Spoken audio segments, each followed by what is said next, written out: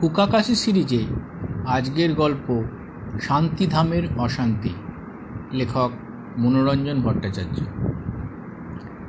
হুকাকাশির ঘটনাবহুল জীবনের মাঝে মাঝে এমন অনেক ছোটোখাটো অ্যাডভেঞ্চার ঘটেছে যা গুছিয়ে বলতে পারলে তোমাদের বেশ কিছু গল্পের খোরাক জুটে যায়। তারই একটা আজ তোমাদের শোনাব। ঘটনাটা ঘটেছিল অনেক দিন আগে। সোনার হরিণের অনুসন্ধানে তখনও তিনি হাত দেননি। পুজোর সময় কিছুদিন বিশ্রাম লাভের আশায় তিনি গিয়েছিলেন বিশ্বনাগারাম। মাদ্রাজ প্রদেশের সীমান্তে জায়গাটি বেশ স্বাস্থ্যকর বলে নাকি খ্যাতি আছে। সঙ্গে আর কেউ ছিল কি না? তা ছিল বল কি, নইলে ওই জনবিরল তেপান্তরের মাঠে নিঃসঙ্গ অবস্থায় স্বাস্থ্যলাভ হতে পারে কখনো? রণজিতের ছোট ভাই অভিজিৎ সে যাত্রায় হুকাকাশির সঙ্গী হয়েছিল। সেদিন সকালবেলায় চায়ের পাট চুকিয়ে দিয়ে টেবিলের ধারে মুখোমুখি বসে দুজনে গল্পে মেতে আছেন। দেখা গেল এক মধ্যবয়সী বাঙালি ভদ্রলোক ফটকের সামনে এসে কেমন একটু ইতস্তত করছেন। ভাবটা ঢুকি কি ঢুকি না। হুকাকাশি মুখ তুলে চাইতেই ভদ্রলোকের সঙ্গে তার চোখাচোখি হয়ে গেল। তখন সমস্ত সংকোচ ঝেড়ে ফেলে ফটক খুলে তিনি ঘরে এসে ঢুকলেন। হুকাকাশিকে ছোট্ট একটি নমস্কার জানিয়ে বললেন, আপনি আমাকে চিনতে পারবেন না, কিন্তু আপনাকে আমি চিনি। কলকাতায় যেখানে আপনি থাকেন সেই ডাব স্ট্রিটে আমারও বাস। কালকে নদীর পাড়ে বেড়াতে বেরিয়ে আপনাকে এখানে প্রথম দেখতে পাই। এই তেপান্তরের মাঠে কিছুদিন একত্রে বাস করলে ক্রমে আলাপ পরিচয় ঘটবে আশা ছিল, কিন্তু তখন ভাবতে পারিনি যে এক অপ্রত্যাশিত কারণে আজকেই আপনার সঙ্গে দেখা করা অনিবার্য হয়ে উঠবে। কাল রাত্রে আমার বাড়িতে এক অলৌকিক কাণ্ড ঘটায় এই বন্ধুবান্ধবহীন দূর দেশে আমি একেবারে হতভম্ব হয়ে পড়েছি। সকাল হতেই তাই পরম আত্মীয় জ্ঞানে আপনার কাছে চলে এসেছি। ভদ্রলোক অতি করুণভাবে হুকাকাশির পাইনে চায় রাখলেন। হুকাকাশি নৎসদানটা খুলে জোর অ্যাক্টিভ নস্যি নিতে দিতে বললেন, বেশ, আপনার রাত্রির অভিজ্ঞতা খুলে বলুন। আমার তরফ থেকে চেষ্টার কোনো ত্রুটিই হবে না। তারপর অভিজিৎকে দেখিয়ে বললেন, এর কাছে আপনার দ্বিধা করবার কিছুই নেই। আমায় যা বলবার আছে নিঃসংকোচে এর সামনেই বলতে পারে। ভদ্রলোক তখন তার বক্তব্য শুরু করলেন। সব ব্যাপার গুছিয়ে বলতে হলে গোড়ার কয়েকটি কথাও আগে বলে নেওয়া দরকার। পুজোর ছুটিতে কোথায় চেঞ্জে যাওয়া যায় কলকাতায় বসে তারই আলোচনা হচ্ছিল। এক বন্ধু পরামর্শ দিলেন বিলনগরম। কেবল পরামর্শ দিয়ে তিনি ক্ষান্ত হননি, কথা প্রসঙ্গে এ কথাও জানিয়ে দিলেন যে এখানে তার একটা জানাশোনা ভদ্রলোকের চমৎকার একটা বাড়ি আছে এবং খুব সস্তায় সেখানে তিনি ভাড়াও দিতে পারেন। পুজোয় কোথাও যেতে হলে সবথেকে বড় সমস্যা হলো বাড়ির সমস্যা। সেটা এত সহজেই মিটে যাওয়াতে এখানে আসাই স্থির করে ফেলা গেল। তারপর কাল সকালের ট্রেনে এখানে এসে পৌঁছেছি।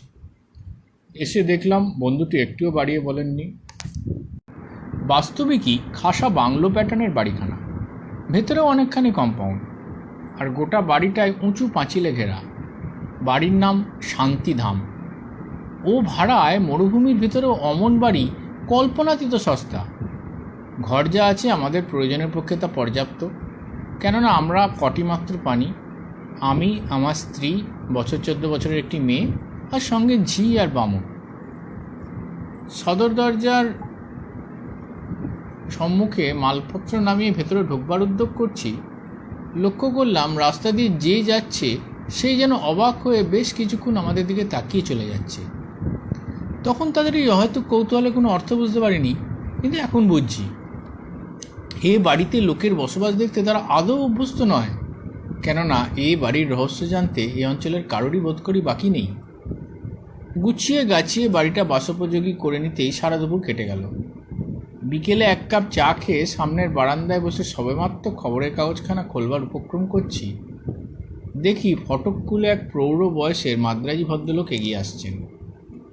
গুড আফটারনুন বলে অভিনন্দন করে তিনি বারান্দায় উঠে এলেন।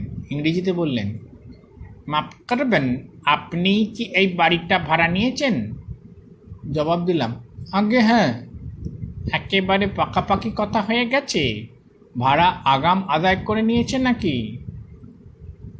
বললাম, কথা পাকাপাকি হয়েছে বটে, কিন্তু ভাড়াটারা এখনও কিছু দেওয়া হয়নি। বাড়িওয়ালা যে ঠিক আমার অপরিচিত এ কথাও বলা যায় না। কি বললেন? এ বাড়ির মালিক রমেশবাবু আপনার পরিচিত, অথচ তিনি জেনে শুনে আপনার এ বাড়ি ভাড়া নেওয়া অনুমোদন করেছেন? ভদ্রলোকের মুখে বিস্ময়ের স্পষ্ট ছাপ এবার ফুটে উঠল। বিস্মিত আমিও কম হইনি। বললাম, আপনার ইঙ্গিতটা বেশ ভালো মতো বুঝতে পারলাম না, আর একটু স্পষ্ট করে বলবেন কি? কিন্তু ভদ্রলোক বোধ করি আমাকে আর বেশি বিব্রত করা উচিত মনে করলেন না। কথাটাকে একটু ঘুরিয়ে নিয়ে বললেন, আপনি বিদেশি লোক, নতুন জায়গায় এসে নানান রকম অসুবিধা বোধ করা বিচিত্র নয়। সেরকম কিছু ঘটলে আমায় খবর দিতে সংকোচ বোধ করবেন না। আমার নাম ভেঙ্কটাচারী, পাশের বাড়িটাই আমার। ভদ্রলোক চলে যাওয়ার পর মনের ভেতর কেমন খচখচ করতে লাগলো। একটা অজানা ভয় যে মাঝে মাঝে উঁকি মারছিল না, এ কথাও জোর করে বলতে পারি না। যাই হোক, সব ঝেড়ে ঝুড়ে মনটাকে চাঙ্গা করে তোলবার উদ্দেশ্যে বিকেলবেলা দল বলে বেরিয়ে পড়লাম নদীর ধারে। ভগবানের বিশেষ দয়া বলতে হবে, সেখানেই আপনার দেখা পেলাম। তারপর বাজার হয়ে তরি তরকারি টাটকা মাছ কিনে যখন বাড়ি ফিরলাম, রাত তখন 8টা বেজে গেছে। বামুন ঠাকুর রান্নার জোগাড় আরম্ভ করলো। ঠিক এই সময় এক পশলা বৃষ্টি হয়ে যাওয়ায় বেশ একটু হিমেল হাওয়া বইতে শুরু করলো। চারিদিক একেবারে নীরব নিস্তব্ধ, ধারে পাশে জনমানবের সাড়া নেই। আমরা জানলার সার্সি বন্ধ করে মাঝের হলঘরেটা এসে বসলাম। আমার স্ত্রী একটা মাসিক পত্রিকা পড়ে আমাদের শোনাচ্ছিলেন। পাশের কামরায় ঝির নাকের ডাক উঠে গেল। ঘড়িতে 10টা বাজবার সঙ্গে সঙ্গেই হঠাৎ সকলে যেন একটু চমকে উঠলাম। মনে হলো আমাদের মাথার ওপরকার ছাদে অবিশ্রাম খটাখট খটাখট কেমন একটা শব্দ হচ্ছে, ঠিক যেন ছাদ পেটানোর আওয়াজ। একটু কান পেতে থাকলেই লক্ষ্য করলাম শব্দটা ক্রমশ বেড়েই চলেছে। আরেকটু বাদে অসম্ভব জোরে শব্দ হতে থাকলো, ধপ ধপ ধূপ ধূপ, যেন ছাদময় কারা দৌড়ে বেড়াচ্ছে। আমার স্ত্রী স্বভাবতই একটু ভীতি মানুষ, দেখি তার সারা কপাল ঘেমে উঠেছে। কেননা ছাদে উঠবার যে কোনো সিঁড়ি নেই, তা বাড়িতে ঢুকেই আমরা টের পেয়েছিলাম। সেই মুহূর্তে একটা ব্যাকুল আর্তনাদ কানে এলো। দেখি কি না বামুন ঠাকুর রান্নাঘর ছেড়ে পাই পাই করে ঊর্ধ্বশ্বাসে আমাদের দিকে ছুটে আসছে। বেচারার সারা দেহ বাঁশ পাতার মতো কাঁপছে, গায়ের প্রতিটি রোঁয়া খাড়া হয়ে উঠেছে, আর চোখ দুটো ঠিক যেন ঠিকরে আসার উপক্রম।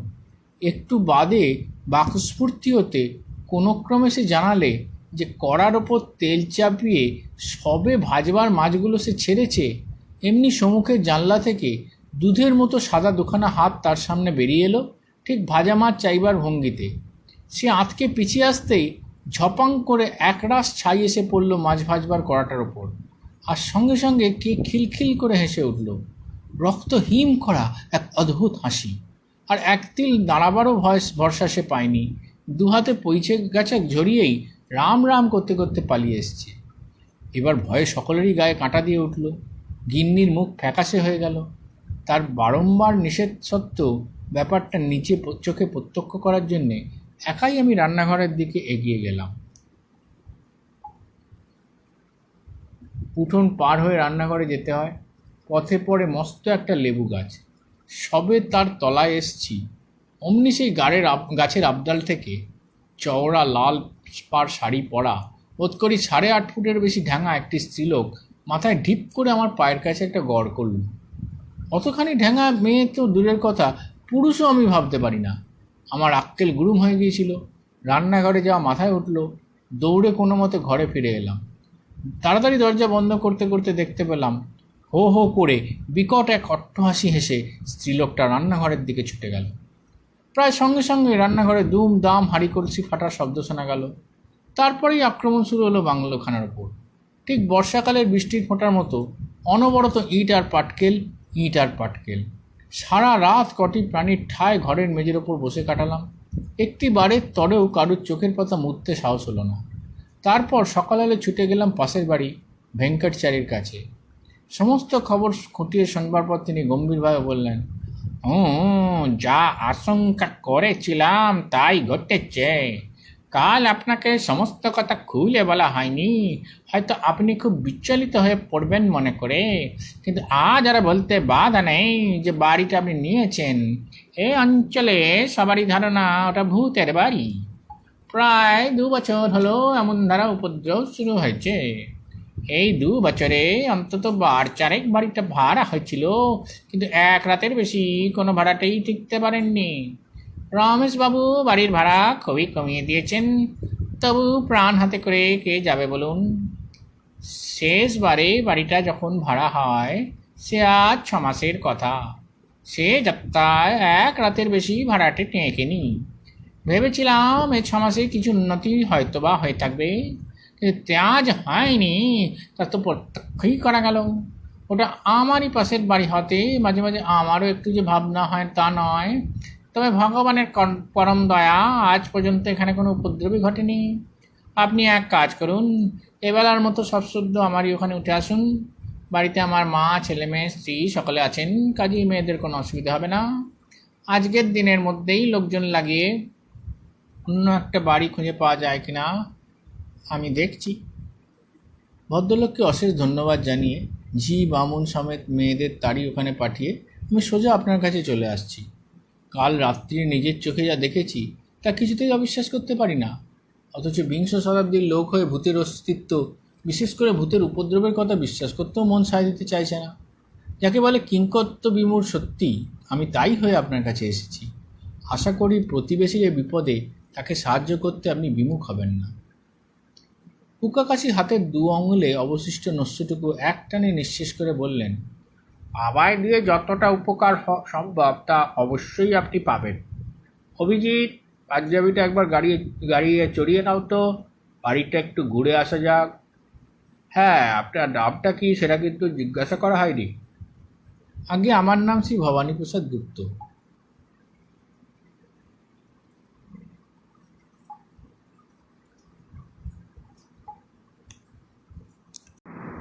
সদর দরজার তালা খুলে সকলে বাড়ির মধ্যে ঢুকে পড়লেন। বাড়ির সমস্তটাই কম্পাউন্ড ওয়ালে ঘেরা, ভেতরে জায়গা প্রায় 4-5 বিঘে। পাঁচিল বরাবর ওরা হাঁটছিলেন। হঠাৎ হুকাকাশি হাতের রুমালখানা টপ করে একবার মাটিতে ফেলে দিয়ে সঙ্গে সঙ্গেই আবার তুলে নিলেন। ভবানীবাবু আর অভিজিৎ কথাবার্তায় অন্যমনস্ক ছিলেন, কিছু টের পেলেন না। আরও খানিকক্ষণ চলবার পর দেয়ালের ধারে এসে হুকাকাশি ফের থামলেন। অভিজিৎকে লক্ষ্য করে বললেন, মাটির ওপর এই দাগগুলো লক্ষ্য করছো? বেশ করে দেখে বলো দেখিনি, কিসের দাগ ওগুলো? বাস্তবিক জায়গাটাতে, কেবল ওই জায়গাটাতেই কোনো অজ্ঞাত জীবের ছোট ছোট গোল গোল কতগুলো পায়ের দাগ অভিজিতের নজরে এলো। অনেকক্ষণ ধরে বিশ্লেষণ করার পর সে বললে, ঠিক ধরতে পারছি না, কোনো জন্তু জানোয়ারের পায়ের দাগ নিশ্চয়ই। তুমি তো ভালো শিকারী, অনেক জানোয়ারেরই পায়ের দাগের সঙ্গে তোমার পরিচয় আছে। বলো তো, এগুলি কোন জানোয়ারের পায়ের দাগ? পুঙ্খানুপুঙ্খভাবে পরীক্ষা করে শেষ পর্যন্ত অভিজিৎকে স্বীকার করতেই হলো সে কিছুই ঠাহর করতে পারছে না। হুকাকাশি আবার বললেন, দাগগুলো কেমন এলোমেলো সেটা লক্ষ্য করেছো কি? আরও একটা লক্ষ্য করার জিনিস, সব কটা দাগেরই একদিক খুব জোর স্পষ্টভাবে উঠেছে, অন্য দিকটা দেখা যাচ্ছে অপেক্ষাকৃত হালকা।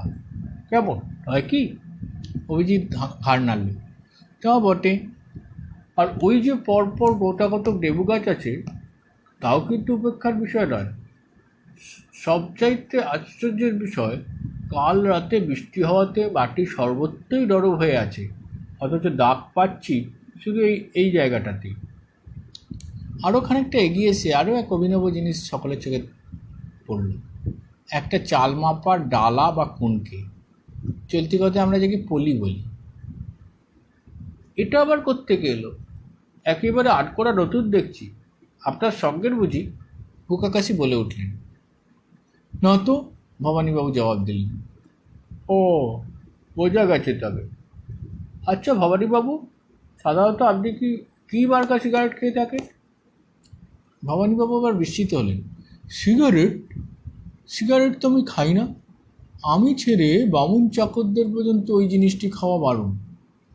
কিডনির হাঁপানির রোগ আছে, তামাকের গন্ধ পর্যন্ত ওর নাকে যাওয়া নিষেধ। এই জন্যই তো বামুন চাকুর জোটানো আমার পক্ষে এক মহাদায়। তামাক খাবে না, বিড়ি টানবে না, এমন লোক অশ্বিনীর মধ্যে বার করা আপনি একজনও হাজারে পাবেন না। রশ্মিটা নিশ্চয়ই বাদ হতে বুদ্ধি খোলে, হুকাকাশি হেসে বললেন। যাক, রহস্য থাক। বাড়ি ঢুকে ঘরদোর বারান্দাগুলোর আপনি কী অবস্থা দেখেছিলেন বলুন তো? ধুলো আর ঝুলে গোটা বাড়িটাই একাকার হয়েছিল। রান্নাঘরটা, তারও একই অবস্থা। পুরো 1-2 লেগেছে বাড়িটাকে শুধু বাসোপযোগী করে তুলতে। উড়োরও তবে পাততে হয়েছিল নিজেদেরকেই, নিশ্চয়ই।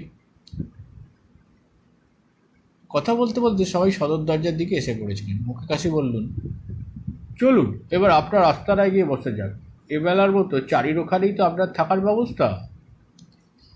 অতিথি সৎকারের জন্যে ভেঙ্কটচারী তখন নিজে দাঁড়িয়ে মালি দিয়ে তার বাগান থেকে কপি, বেগুন, শালগম প্রভৃতি তোলাচ্ছিলেন। সেখানেই সকলের তলব পড়ল।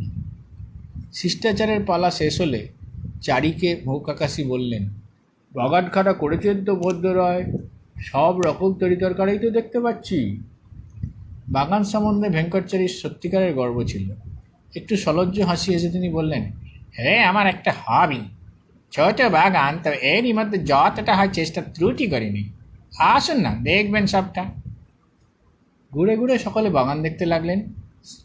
সেই সঙ্গে রমেশবাবুর ভুতুরে বাড়িটা সম্বন্ধে আলোচনা চলতে লাগল। কুকাকাশির আরও যেসব তথ্য জানবার ছিল চারির কাছ থেকেই তা জেনে নিলেন। রমেশবাবুর বাংলো থেকে ক্রমে গোটা শহরটার কথা উঠলেন। চারি বললেন, শহরের আশেপাশে একবার অনেক কিছু আছে, চলুন একদিন সঙ্গে করে আপনাদের সব দেখিয়ে আনা যাবে। হ্যাঁ, এটা আমারই গাড়ি।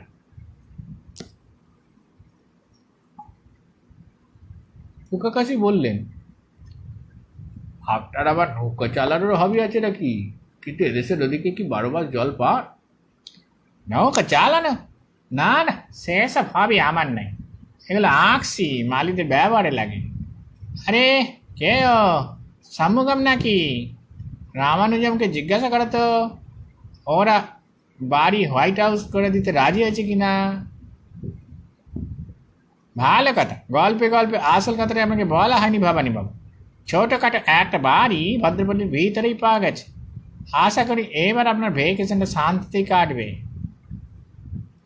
বেলা 3টে নাগাদ কুকাকাশি অভিজিৎকে খামে মোড়া একখানা চিঠি দিয়ে বললেন, আমি বেরোচ্ছি, ভবানুবাবুদের সঙ্গে দিয়ে নদীর ধারে বেড়াতে যাব। ঠিক 5টার সময় তুমি গিয়ে ভেঙ্কটচারীর হাতে এই চিঠিখানা দিয়ে আসবে। কেমন, পারবে তো? তা না পারবার কথা কি, কিন্তু এ কিসের চিঠি? কি লেখা আছে এতে? এই চিঠিতে ভেঙ্কটচারীকে লেখা হয়েছে, রমেশবাবুর বাড়িটাকে ভুতুরে বাড়ি বলে লোক সমাজে প্রতিপন্ন করার চেষ্টা আজ থেকে তিনি একদম ছেড়ে দেবেন, হইলে ভেতরকার সমস্ত রহস্যই প্রকাশ হয়ে পড়বে। তিনি এ শহরে বিশেষ সম্মানিত লোক, তার আর অপদস্থের সীমা থাকবে না। অভিজিৎ একেবারে আকাশ থেকে পড়ল। বাড়িটাকে ভূতের বাড়ি বলে প্রতিপন্ন করার চেষ্টা করছেন ভেঙ্কটচারী? বলেন কি? কিন্তু তাতে তার লাভ? আটির দরে ও বাড়িখানা কিনে দেওয়া। বসত বাড়ি আর হবির বাগান দুটোরই কলেবর কিছু বৃদ্ধি পাবে, আর ফালতু আরও একটা বাড়ি লাভ হবে, যার দাম কমসে কম 20,000 টাকা। রমেশবাবু পাবেন, থাকেন সুদূর কলকাতাতে। তিনি যখন দেখবেন ভাড়াটের পর ভাড়াটে মাত্র একটা রাত্রি বছর পর ভূতের উপদ্রবে বাড়ি ছেড়ে পালাচ্ছে, ভাড়া যথেষ্ট কমিয়ে সিকি পয়সার আয় হচ্ছে না, তিনি তখন যে দাম পান তাতেই ওটা বেছে নিতে উৎসুক হয়ে উঠবেন। 4,000, 3,000 যা আসে। হয়তো প্রথমে কোনো ভাড়াটে হয়তো কোনো কারণে ভয় পেয়েছিল, সেই থেকে চারি ভাড়ার মাথায় ফন্দিটা আসে। আসলে ব্যাপারটা কী করে আমি আজ করলাম বলি শোনো। আজ সকালে রমেশবাবু বাড়ির কম্পাউন্ডে যখন ঘুরে ঘুরে বেড়াচ্ছি, তখন রান্নাঘর থেকে অনেকটা দূরে এসে আধ পড়ে একটা সিগারেট পড়ে আছে দেখতে পেলাম। কাল রাত্রিরে জোর এক পশলা বৃষ্টি হয়েছে, অথচ সিগারেটের ওপর তার চিহ্নমাত্র নেই। বোঝা গেল বৃষ্টি থামবার পর এইখানে কেউ সিগারেট ঢুকেছে। ওদিকে ভবনবাবু বলে রেখেছেন বৃষ্টি ধরার পর তারা কেউই ঘরের বার হয়নি। কাজেই বুঝতে হবে এই সিগারেট বাইরের কোনো লোকের খাওয়া। রুমালে করে তুলে টক্করি সেটা পকেটে পুরে ফেললাম। তারপর আরও এগিয়ে পাঁচিলের কাছাকাছি আসতেই সেই রহস্যময় দাগগুলো দেখা গেল। কোনো অজানা জানোয়ারের পায়ের দাগ হতেই পারে না, কেননা প্রত্যেক জীবেরই একটা পা থেকে অন্য একটা পায়ের ভেতর প্রকৃতিদত্ত একটা স্বাভাবিক ব্যবধান আছে, যা মোটামুটি চলবার পথের দাগে প্রতিফলিত হয়। কিন্তু ও দাগগুলো একেবারেই অসম্বন্ধ, এলোমেলো, কোনোটা হয়তো 2 আঙুল দূরে, আবার কোনোটা 5 হাত তফাতে। তাছাড়া জানোয়ারের পায়ের দাগ হলে মাত্র একটা জায়গাতেই সে আবদ্ধ থাকার কারণ কি? আর একটা লক্ষ্য করার বিষয় হয় যে পাঁচিলের কাছাকাছি দাগগুলো পাচ্ছি, আর সব দাগেতেই পাঁচিলের বিপরীত দিকটা খুব গভীর হয়ে উঠেছে, অথচ পাঁচিলের দিকটা অপেক্ষাকৃত হালকা। অর্থাৎ লগির সাহায্যে পোল ভোল্ট করে দেয়াল টপকালে ওই রকম হওয়া উচিত, সেই রকম। অবশ্য লগির দাগ বলে কারো যাতে মনে সন্দেহ না হয়, সেই জন্যে ওগুলোর গোড়ায় নিশ্চয়ই একটা করে বিশেষ আকারের লোহার টুপি পরিয়ে দেওয়া হচ্ছিল নিশ্চয়ই। জায়গাটাকে আড়াল করে লেবু গাছের ঝাড় থাকায় সন্দেহ আরও দৃঢ় হলো। বাস্তবিক অলক্ষ্যে অনেক লোকের দেয়াল টপকাবার এমন চমৎকার জায়গা আর কোথাও নেই। বুঝলাম, ভূত নয়, কয়েকজন মানুষের দ্বারাই রাত্রিরে উপদ্রবটি ঘটেছে। কিন্তু কেন? ভবানীবাবু যখন বললেন তিনি আসার আগে সমস্ত বাড়িটা ধুলোয় আর ঝুলে ভর্তি হয়েছিল, তখন কোনো চোর ডাকাতের পাকা আড্ডা বলেও সেটাকে মেনে নিতে পারলাম না। যেখান দিয়ে লোকগুলো দেয়াল টপকে বেরিয়ে গেছিল, অর্থাৎ পাঁচিলের ওধারটা একবার পরীক্ষা করার দরকার বোধ হলো। সেটা চারির কম্পাউন্ডের মধ্যে বাগান দেখবার অছিলায় বরাবর পাঁচিলের আশপাশে নজর রেখে এগোতে লাগলাম। রমেশবাবুর লেবুঝাড়ের বরাবর আসতে ওধারের মতো পাঁচিলের এধারও অবিকল এবার সেই লগির দাগ দেখতে পেলাম। বুঝতে পারলাম এই পথের প্রভুদের যাওয়া এবং আসা দুটি কামই ঘটেছে। এইবার একটা প্রশ্ন স্বভাবতই মনে জেগে উঠল। চারি বিশেষ ধনী লোক, দাস দাসী মালি বেহারায় তার বাড়ি ভর্তি। রাত 10টার সময় তাদের সম্পূর্ণ অজান্তে কতগুলো বাইরের লোকের পক্ষে তার বাগানের ভিতর দিয়ে পাঁচিল টপকে ওভাবে যাতায়াত করা কি সম্ভব? মনে ঘোরতর সন্দেহ হলো। তারপর তার গ্যারেজের ভেতর লম্বা লম্বা অনেকগুলো বাসের লগি পড়ে থাকতে সমস্ত সমস্যারই সমাধান হয়ে গেল। কেননা চারি ওগুলোকে আকসি বলে চালাবার চেষ্টা করলেও ওগুলোর প্রত্যেকটাতেই গোড়াতে লোহার টুপি আটবার ব্যবস্থা আমি দেখতে পেলাম। আর ঠিক সেই সময়টাতে আকসির কথা জোর করে চাপা দিয়ে ওর বাড়ির কথা তোলার চেষ্টা তুমিও বোধ করে লক্ষ্য করে থাকবে। অভিজিৎ একেবারে অভিভূত হয়ে পড়েছিল। একটুখানি চুপ করে থেকে সে বললে, আর ওই চাল মাপবার ফলিটা, ওটা ওখানে এলো কোথা থেকে? বোকাকাশি একটু হেসে তার দুহাত মাথার দুপাশ দিয়ে সোজা অপর দিকে পানে তুলে দিলেন। বললেন, এইবারে আমার মাথার দুহাতে ডগাটা চাপিয়ে দাও তো। কেমন, ঠিক মানুষের মতোই মনে হচ্ছে না? এখন আমার গায়ে লাল পাড় শাড়ি জড়িয়ে এই পলির ওপর ঘোমটা পরিয়ে দেওয়া হয়, আর সেই অবস্থায় আমি তোমার পায়ের গোড়ায় ডিপ করে একটা প্রণাম টুকি, তাহলে এই কার্তিক মাসে তুমি খেয়ে উঠবে? অথচ আমি যে খুব ঢ্যাঙা, কথাটা বোধ হয় আমার অন্তরঙ্গ বুদ্ধিও প্রাণ খুলে বলতে পারবে না। সে রাত্রিটা হুকাকাশি আর অভিজিৎ ভবানীবাবুদের সঙ্গে তাদের বাংলোতেই কাটিয়েছিলেন এবং সন্ধ্যার পরেই গোটা দুই ফাঁকা আকাশ করে জানিয়ে দিয়েছিলেন যে তাদের সঙ্গে আরও একটি সঙ্গী আছে, বন্দুক।